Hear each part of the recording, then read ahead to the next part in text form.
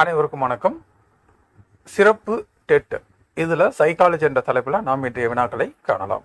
முதல் கேள்வி, உடல் வளர்ச்சி என்பது மனித உடலில் உள்ள எதனால் ஏற்படும் உயரம் மற்றும் எடை பெருக்கத்தை குறிக்கிறது?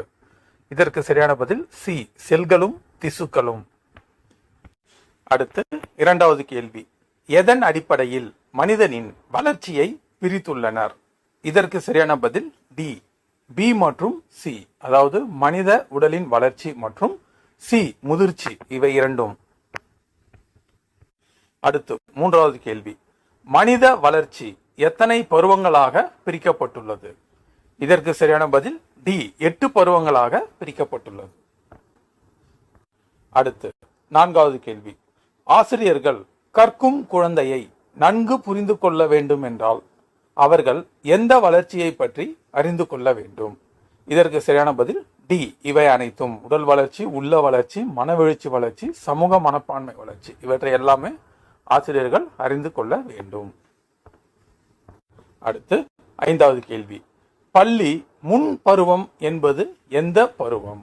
இதற்கு சரியான பதில் பி, 3 முதல் 6 ஆண்டுகள், அதாவது ப்ரீகேஜி முதல் எல்கேஜி வரை உள்ளதுதான் பள்ளி முன்பருவம்.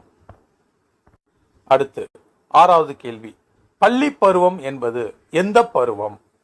இதற்கு சரியான பதில் என்னன்னு பார்த்தீங்கன்னா 6 to 10 ஆண்டுகள், இது பள்ளி பருவம். அடுத்து ஏழாவது கேள்வி, குமரப்பருவம் அதாவது டீனேஜ், இது எந்த ஆண்டு அப்படின்னு கேட்டுக்கிறாங்க. இது சி, 10 முதல் 20 ஆண்டுகள், 20 வயசு வரைக்கும் இருக்கிறது டீனேஜ், குமர பருவம். அடுத்து எட்டாவது கேள்வி, மத்திய அரசும் மாநில அரசும் எத்தனை ஆண்டுகள் வரை உள்ள அனைத்து குழந்தைகளுக்கும் கட்டாய இலவச கல்வி அளிக்க வழிவகை செய்துள்ளது? இதற்கு சரியான பதில் சி, 14 ஆண்டுகள். அடுத்து 9வது கேள்வி, குழந்தையின் உடல் வளர்ச்சி முதலில் தலையிலிருந்து தொடங்கி டேஷ் நோக்கி வருகிறது? இதற்கு சரியான பதில் பாதங்கள், தலையிலிருந்து பாதங்கள் நோக்கி வருகிறது உடல் வளர்ச்சி. அடுத்து 10வது கேள்வி, தொடக்க கல்வியில் பள்ளிக்கு வரும்போது குழந்தையின் எது 90% வளர்ச்சி அடைந்து விடுகிறது? இதற்கு சரியான பதில் டி, நரம்பு மண்டலம் என்பது சரியான பதில். அடுத்து 11வது கேள்வி, குழந்தைகளின் வளர்ச்சி என்பது எதன் பின்னணியை பொறுத்து வேறுபடுகிறது?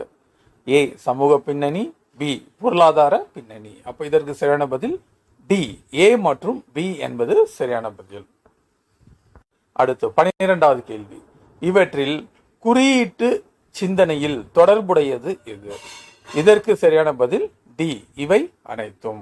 அடுத்து 13வது கேள்வி, குழந்தைகள் பள்ளிக்கு வரும் முன்னர் இந்த செயலில் ஈடுபடுகின்றனர்.